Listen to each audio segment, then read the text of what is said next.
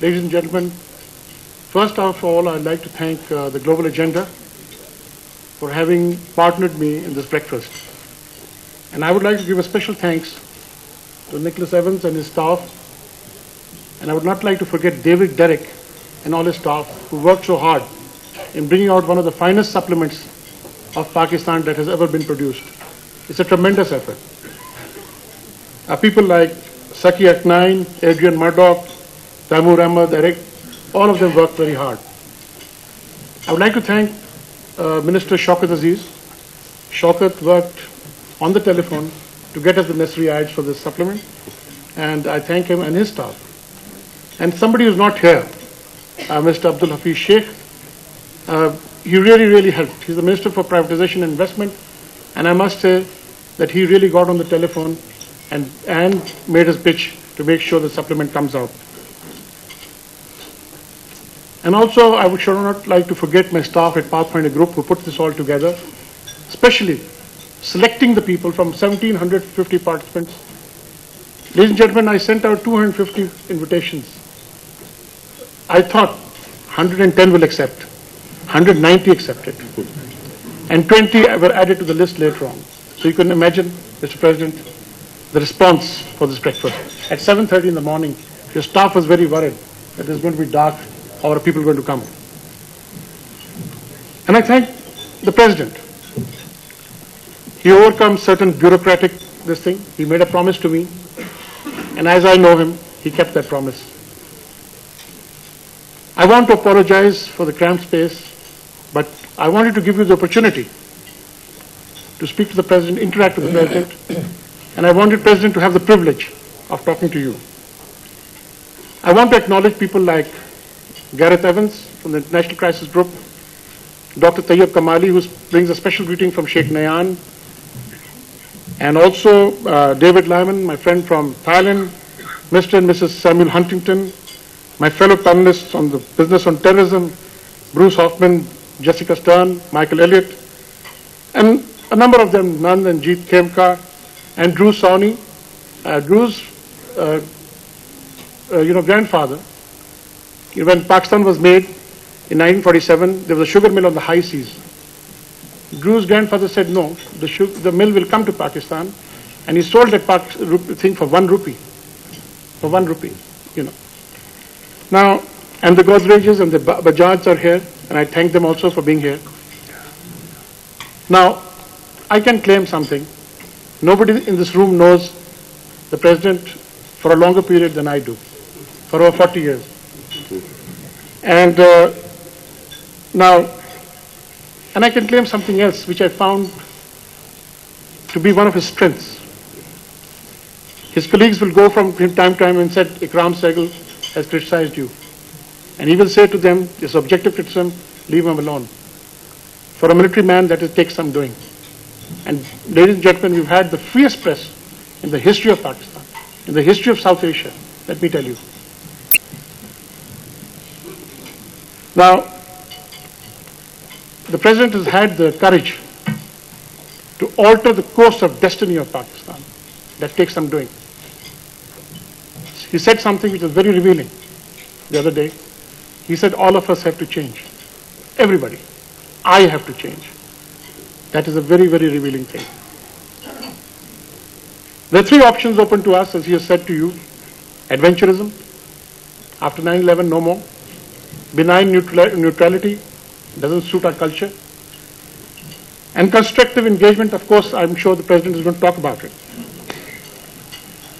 Taimur Ahmad, who did the interview with him, arrived from London one day before the assassination attempt, bomb explosion. He rang me up. He said, will the President do the interview tomorrow? I said, I know him. He will do the interview tomorrow. Now, I must tell you, when the President passed out from the military academy, he was the battalion junior under officer. He had the privilege of carrying the Pakistan colors, the Pakistan banner. And that's not an easy thing. It's a very heavy thing.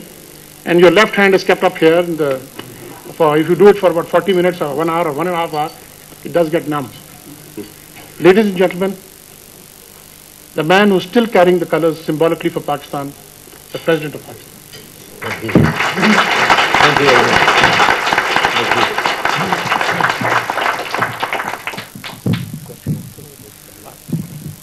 Bismillahir-Rahmanir-Rahim. Ladies and gentlemen, it's indeed a unique privilege for me to be talking to all of you, to have got this opportunity to interact with you on areas of mutual interest, areas of interest to you, but also to Pakistan, of course. I'm told I have about 10 to 15 minutes. I'll talk to you, and then I would appreciate any kind of questions, and I would try to answer them.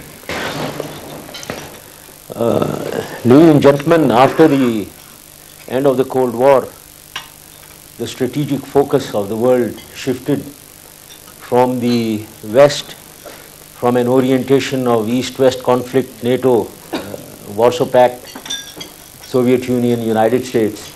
It shifted to the East, to the Gulf and the Middle East, to Central Asian republics and Afghanistan, of course, after 9/11, shifted more to Indo-Pakistan relations, the Indo-Pakistan dispute, because of both the countries becoming nuclear states. If you see the epicenter of this changed strategic focus of South Asia, Indo-Pakistan, Central Asia and Gulf, the epicenter is Pakistan. Then during this period also, we suffered a number of shocks. There was a world recession going on in the years of 99-2000 and beyond even. Then we had this problem of 9/11, after the terrorist attack on 9/11, the operations in Afghanistan. We suffered a drought for 2 to 3 years, and then we had an unfortunate confrontation with our neighbor India, where troops of both the countries were massed on the border for 10 months. All this pressure was on us. We had to face. Then, over and above this, the situation when I came into power in Pakistan was dismal. The economy was totally in tatters. We were almost a defaulted state. Governance was all politicized, and there was total corrupted governance. And everything that the government was doing, all corporations were running in loss. Over and above this, when we entered after 9/11, now if you see last year onwards, we are still facing problems of perceptions of our involvement on the West in Afghanistan, of Al-Qaeda and Taliban, some perceptions in the media that maybe Pakistan is not doing enough, maybe we are dragging our feet. Perceptions on the East that maybe everything that is happening in Kashmir is from Pakistan. Then perceptions of nuclear proliferation, that all that is happening in the world is from Pakistan. So I am trying to give you a feel of what kind of a storm, the eye of the storm in which I find myself and my country in. So this is the environment in which one had to protect the nation from harm, and one had to go forward economically and governance-wise, and one also maybe wanted to bring peace and harmony into the region. No easy job. There has never been a dull moment for me in the last 4 years. But however, one had to really face all this. We are in the eye of the storm, as they say. Anything that is important in the world today, Pakistan is in it directly or indirectly. So this is the reality. Now, what have we done about it? I can very proudly say that we have steered Pakistan safe and on course. On the economic front, or let me take the governance first of all. Of course, the basis of Pakistan's progress is bringing good governance. You can't achieve anything unless you bring good governance. So therefore, we introduced an efficient, depoliticized and totally honest, corruption-free governance in Pakistan. And because of this, we turned around the economy of Pakistan. Let me tell you, Pakistan is no more a country which is near default. Our economy is doing very well. In that we have registered a growth of over 5%, 5.1%, and I'm sure we'll touch 5.5% this year. We have arrested the fiscal deficit, which was high. We have brought it to under 4.5%. We want to take it to under 4%. We have kept inflation in control. We have reduced our debts, and therefore our debt service liability has reduced, and we have more liquidity of funds for our development purposes. We have converted a balance of payment deficit to a balance of payment surplus. That is another great achievement. And the debt reduction and debt rescheduling that we did with Paris Club has given us a reduction in our debt service liability, which stood at 64% of the budget, to only about 31% now. And we are going to reduce it to 21-22% by the end of this year. So these are no mean achievements for the economy. As far as all corporations are concerned, like we have major corporations like the steel mill or the Pakistan International Airlines or the Pakistan National Shipping Corporation, or the railways, Pakistan Railways. These were all drowning, and now they are all in profit, and they are all progressing very well. In that, the National Shipping Corporation, which we would have liked to sell it off for $1, is making billions, and we have just bought 3 tankers. The PIA, which we would have liked to sell it off for $1, is buying 777s now. 3 of them will be arriving next month, and another 5 next year. We are changing the entire fleet. The steel mill, which was in doldrums, is going to expand now. We are expanding the steel mill. The railways, which was totally gone, has a brand new look now. So we have changed things around economically. We are very glad to do that.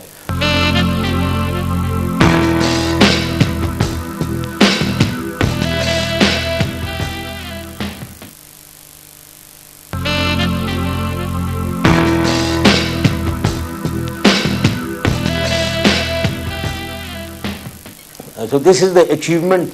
As far as other things from your point of view, I would like to say that the important factor of changing the macro economy of Pakistan is to take this effect of this macroeconomic improvement down to the people of Pakistan, for poverty alleviation and for human resource development, investing more in the social sector of health and education. This is what we are now in the process of doing, so that this economic advantages permeates down to the people of Pakistan. That is what we are in the process of doing. An important element in this further development in the economy is investment. We want to encourage investment, and that is where many of you sitting here probably get involved. May I say that Pakistan is an extremely investor-friendly country now. We have taken measures. We have introduced investor-friendly environment into Pakistan. We have introduced laws and rules which make investment more profitable. We have reduced the cost of doing business in Pakistan. So the investment environment in Pakistan is certainly very conducive from a win-win point of view to the investor as well as to Pakistan.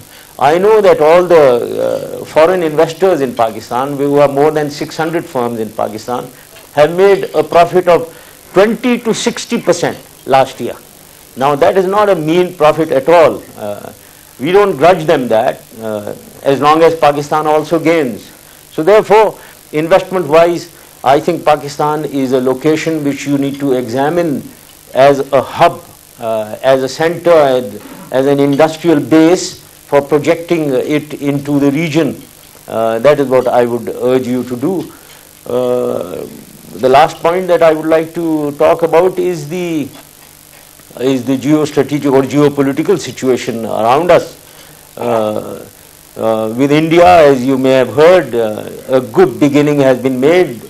We are trying to normalize. We are, with all sincerity, we want to bring peace and harmony into the region, because this is the only region which is not emphasizing or which is not concentrating on its economic development. So therefore, whatever you've heard, that a peace process has started. We have accepted, we have agreed that there should be a composite dialogue between India and Pakistan to include all issues and resolution of all issues, including this very complex issue of dispute of Kashmir. We only hope that we move forward. We are on the starting blocks. It is a good beginning. It's not an end in itself. We need to take off and move forward towards an end. That is what we would very sincerely, I and my government and Pakistan will do. So there is normalization on the cards. We hope, we pray, we are sincere, and I am sure with the initiative that Prime Minister Vajpayee has taken, the boldness and courage that he's shown in coming to Pakistan, meeting me and discussing all this and reaching this kind of an agreement that we need to move forward on a composite dialogue which will include Kashmir. I am very optimistic of the future. On the Afghan side, you have heard about Al-Qaeda and Taliban. Ladies and gentlemen, you ought to know that Pakistan is the one country which has contributed the maximum. No other country of the world has contributing as much to meeting the challenge or reducing the strength or putting Al-Qaeda on the run than Pakistan. We have got 600 Al-Qaeda members. We have been operating in our area against Al-Qaeda and Taliban. So as far as Pakistan is concerned, in our tribal area from Pakistan territory, I can say with full confidence and surety that because we have a very effective intelligence network now in our tribal region, in a region where even the British never entered, and our Pakistan Army has entered after a century in that area and now established a good intelligence network. We've got a very swift and very mobile, hard-hitting, quick reaction force. We are operating very effectively in our area. No, there is no chance whatsoever of a strategic threat of Al-Qaeda and Taliban joining for any strategic effects across the border.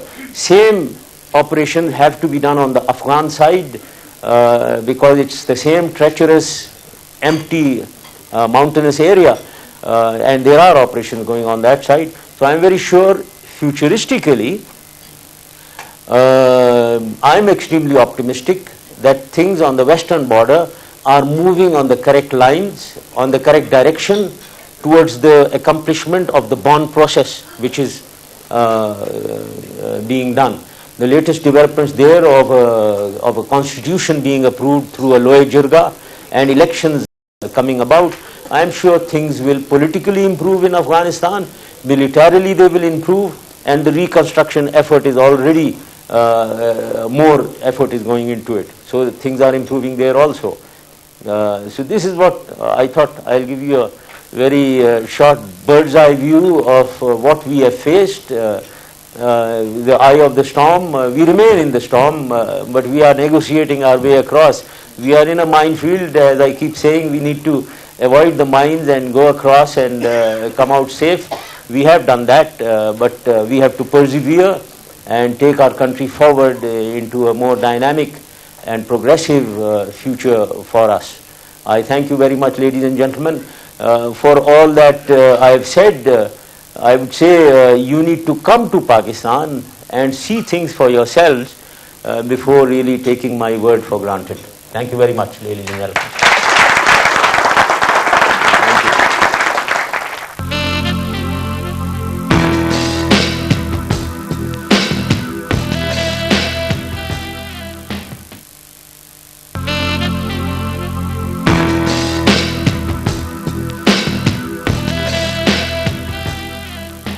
Keeping those weapons secure is difficult because why? If they're easily identified, they might be attacked by India. Maybe not, but they might. If the Americans knew where they are, maybe they would grasp us. Okay, they might, you don't know. In the people who are in charge of keeping them secure, might also be like people who've attempted to assassinate you. So the guardians, or the weapons can't be any more secure than the guards. So how do you think about the problem of keeping secure Pakistan's nuclear arsenal? Well, thank you very much. This is a cause of concern to the world, I know. First of all, I don't think anyone knows where those weapons are. Least of all, nobody knows, even the United States doesn't know where they are. And I don't think they are in a state where they can be attacked. Let me assure you that also. They cannot be attacked and they are fully protected. Let me guarantee this. There is no attack possible on our nuclear assets. So therefore one should be assured of this. Now their protection from physical attack is total and complete. Let me give an assurance to this House. Now the other issue is they are falling into the hands of, or let me give another point of assurance. In the army, even one bolt of a rifle cannot be lost. That is the kind of a system that we run for the security of all of the equipment that we hold. There is no question, and I think Ikram Sehgal is from the army, an ex-army man, he would bear me out. A unit cannot lose the bolt of a weapon. That is the kind of documentation, that is the kind of protection of that, the systems that we follow. And let me also say that Pakistan has never proliferated. Pakistan will never proliferate on its own. The reports that you read in the media involve some personalities and an underworld which not only includes Pakistanis, it includes some other personalities even from Europe, let me declare here. So therefore, one has to be very careful on whoever is involved in the world. There are countries and individuals from Europe, and there are accusations of people in Pakistan, also in people in the East. So we in Pakistan are investigating, and we will take action against those. This is the reality. I'm sorry I took a long time, but I know that this is an area of great concern to everyone. Another important issue. First of all, we must understand what a madrasa is. There are about 6,000 or 7,000 madrasas in Pakistan, and about 600 or 700,000 students studying here. Let me say that this is the greatest NGO of the world. Let's understand a madrasa in its correct perspective. There is a free and board and lodge to the poorest of the poor. That is what the madrasa is doing. All of them are not involved in extremism. Some of them, yes, are, and we need to identify which ones. But most of them are teaching only religion, and they ought to be teaching other subjects also. Now we need to reinforce their weakness and take away, reinforce their strength and take away their weakness. We have evolved a strategy, as you've said, that we need to introduce a curriculum there. We call this the Madrasa strategy, a curriculum where they teach those subjects and take the board examinations as per normal education in Pakistan. However, this is easier said than done. The problem in any country, most of all in developing countries, is the gap between the policy formulation and the policy implementation, really. This gap is very big, and bridging this gap is very difficult. Things can be formulated at the policy level, but their implementation on ground becomes difficult for many reasons. Involvement of people, an institutional arrangement of ensuring implementation, and secondly, resource constraints. Now, resource constraints is very large. Having said that, that you need to teach subjects, there are over, I think, about 2,000 madrasas who have got registered with the Ministry of Education. But what about resources? Who is going to teach those, especially in the remote areas? All these madrasas are not in cities. They are in remote areas. Now in remote areas, where are the teachers to teach them? And secondly, where is the money to give to the teachers? So we are in a problem, definitely. What are we doing about it? Yes, now we need to have an organization to implement. We have a National Commission of Human Development, which is trying to spread out to the district from the center. I have tasked them to get involved in the capacity building of each madrasa And also we are trying to encourage them that whoever gets registered, we are developing the resources of funds so that we can fund them also, or we can give them capacity, or give them teachers also. We are in the process of doing it. Yes, I agree it's moving slow, but we haven't given it up. It's not that we have given it up because there are some compulsions. There are no compulsions on us at all. The going slow is our resource constraints, is our capacity constraints. That is the only thing. I'm very sure that in the coming years you will see movement, faster movement in this direction.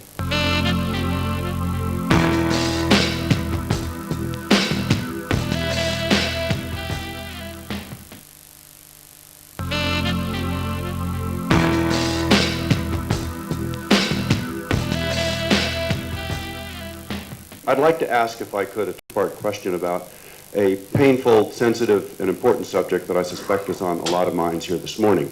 And it has to do with the fact that you have been the target of multiple assassination attempts. And I think there are many, including virtually everybody in this room, I'm sure, who applaud your courage and hope for your personal safety. Would you please share with us your best perception of the motives of those who have on several occasions tried to kill you? And of course, they're not only attacking you, they're attacking your policies. And if there's anything that you could tell us about how you are going to seek to continue, not only to protect your own person, which we all hope for, but also to ensure the broadening and deepening support for your policies so that they too will survive, and particularly those that are most subject to murderous opposition. Yes, there have been attempts on me. I have fought wars also. I have seen dangers. I have seen threats to my life so many times.